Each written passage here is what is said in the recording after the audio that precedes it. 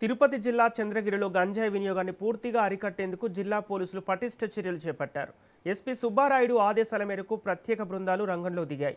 గంజాయి వాడకాన్ని నియంత్రించేందుకు కీలక ప్రాంతాల్లో పోలీస్ క్యాంపులు ఏర్పాటు చేయడంతో పాటు అనుమానిత వ్యక్తులను గుర్తించి ర్యాపిడ్ టెస్టింగ్ కిట్లతో పరీక్షలు నిర్వహిస్తున్నారు.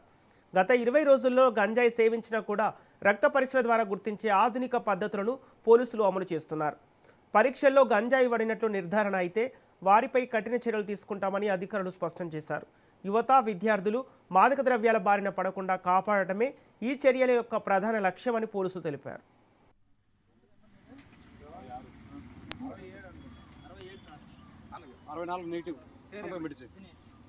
ఒక్కటి డౌట్గా ఉంది చూడు, అది కదా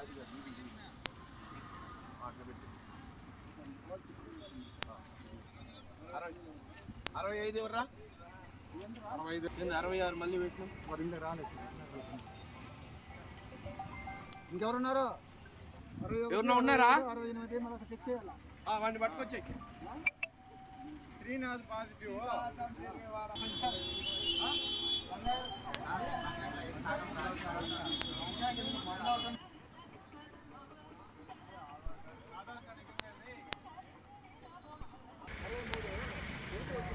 Body